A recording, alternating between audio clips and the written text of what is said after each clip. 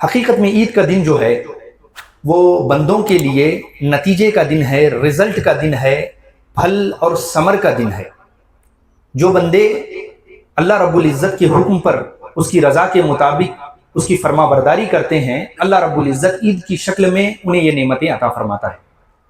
آپ ذرا دیکھیں، ایک دن وہ تھا کہ ہم سب رمضان کی آمد کا انتظار کر رہے تھے، اور آج وہ دن ہے کہ ہم اس کے ختم ہونے پر عید منا رہے ہیں۔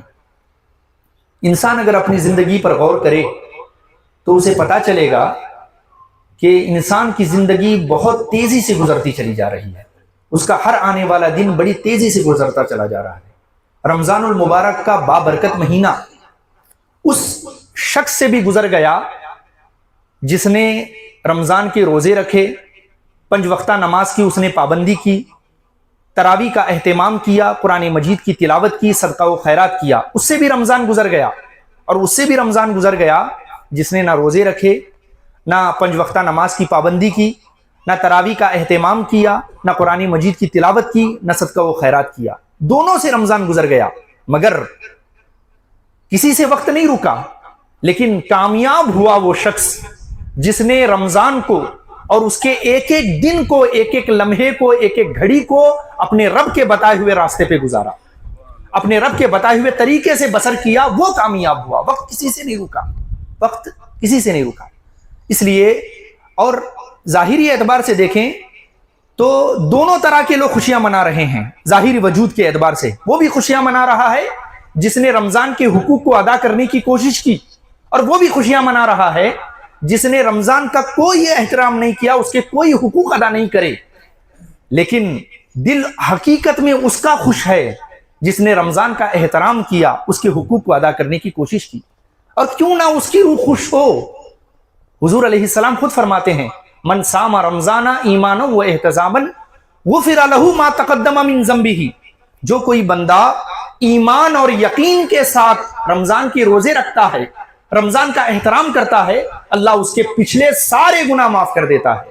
تو جس بندے کے رمضان کے احترام کے بدلے میں جسے معافی مل گئی ہو، وہ خوشیاں نہیں منائے گا تو اور کیا منائے گا؟ اب ذرا دیکھیے، اللہ رب العزت رمضان کے بیان میں، رمضان کے چیپٹر میں کیا ذکر کرتا ہے؟ اللہ فرماتا ہے، یرید اللہ بکم اليسر ولا یرید بکم العسر۔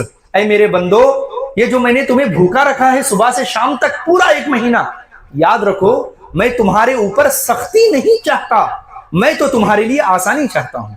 اللہ صبح سے شام تک روزہ رکھنے کا حکم دے رہا ہے، گویا بندوں کو پریکٹس کرا رہا ہے، انہیں ایک مشق کرا رہا ہے کہ جب تم میرے کہنے پہ حلال چیزوں کو چھوڑ کر صبح سے شام تک بچ سکتے ہو، تو میرے کہنے پر میری حرام کی ہوئی چیزوں سے کیسے نہیں بچ سکتے؟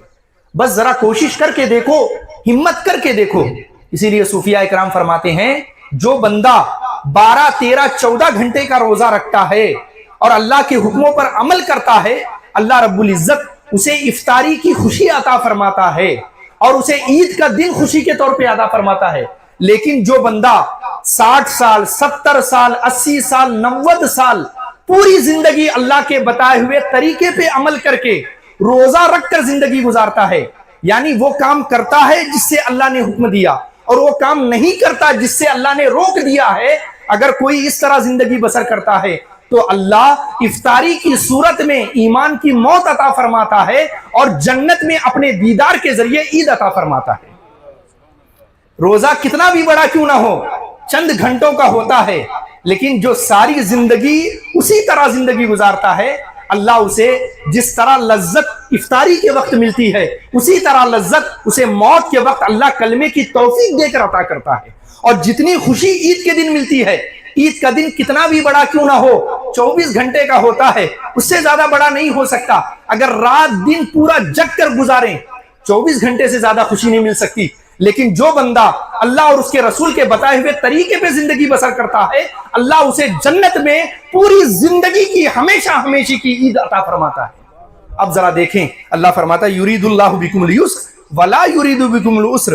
اللہ تمہارے لیے آسانی چاہتا ہے، تمہارے لیے مشکل نہیں چاہتا۔ وہ تکمل العدۃ، فرماتا ہے یہ جو گنتی کے دن ہیں اسے پورا کرو۔ گنتی کے دن ہیں، اور یاد رکھیے قرآن کے آیات میں بڑا اشارہ ہوتا ہے. اس سے مراد یہ جو مہینہ ہے رمضان کا، یہ گنتی کے دن ہے، اسے پورا کرو. اور دوسرے نظر میں یہ جو سانس چل رہی ہے اسے بھی اللہ کی رضا کے مطابق، اس کی بھی زندگی کو گن کر اللہ کی رضا کے مطابق گزارو. جس طرح رمضان کا مہینہ گزارا ہے اس طرح. تو رمضان کی پابندیاں صرف چاند رات تک نہیں ہونی چاہیے، آخری سانس تک ہونی چاہیے. کیا ہونا چاہیے؟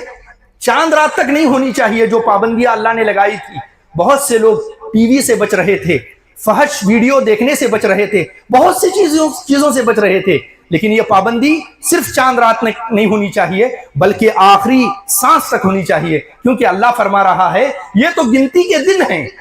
وہ چاہے آپ رمضان کے مراد لے لیجئے یا اپنی پوری زندگی کے لیے مراد لے لیجئے. کیا بھروسہ ہے زندگانی کا، آدمی بلبلا ہے پانی کا. اس کے بعد اللہ فرماتا ہے وَتُكَبِّرُ اللَّهَ، اور اللہ کی تکبیر بیان کرو. ہم تکبیر بیان کر رہے تھے نا، اللہ اکبر اللہ اکبر. کیا معنی ہوتا ہے بھئی اللہ اکبر کا؟ یعنی اللہ سب سے بڑا ہے. اور یاد رکھیے یہ مسجد میں بیٹھ کر بولنا بڑا آسان ہے، اللہ سب سے بڑا ہے. عیدگاہ میں جاتے ہوئے بولنا بڑا آسان ہے، اللہ بہت بڑا ہے. لیکن جب دکان چل رہی ہو، سامنے اذان کی آواز آ جائے، تب دکان کو چھوڑ کر اپنے نفس سے یہ کہہ کر اللہ سب سے بڑا ہے، کاروبار سب سے بڑا نہیں، اسے لات مار کر اللہ کی بارگاہ میں حاضر ہو جانا، یہ اصل اللہ اکبر کا مطلب ہے. جب نیند، پیاری نیند آپ کو تھپکیاں دے کر سلا رہی ہو، تب اپنے نفس کو بولے اللہ اکبر. نیند بڑی نہیں ہے، اللہ کی محبت سب سے بڑی ہے. اور ذرا غور کریے، جب ہم 4:30 بجے اٹھ رہے تھے تو کل کا دن 5:45 بجے اٹھنا کون سی بڑی بات ہے؟ ہمارے گھر کی خاتون عورتیں 4 بجے اٹھ رہی تھی کہ نہیں؟ آپ کے بھی گھر میں 4 بجے اٹھ کر سحری بنا رہی تھی. تو اس خاتون کے لیے 5:45 بجے اٹھنا، 1.5 گھنٹہ بعد اٹھ کر بس 4 رکعت نماز اللہ کی بارگاہ میں پڑھ کر دوبارہ سونا کون سا بڑا ہے؟ تو یہ حضرت محترم، ویڈیو اگر پسند آئی ہو تو ویڈیو کو لائک کریں، شیئر کریں، اور اگر ہمارے چینل پر نئے آئے ہوں تو چینل کو ضرور سبسکرائب کر کے بیل آئیکن کو بھی ضرور دبائیں تاکہ ہماری نئی آنے والی ویڈیو آپ تک ضرور پہنچے. السلام علیکم ورحمۃ اللہ وبرکاتہ.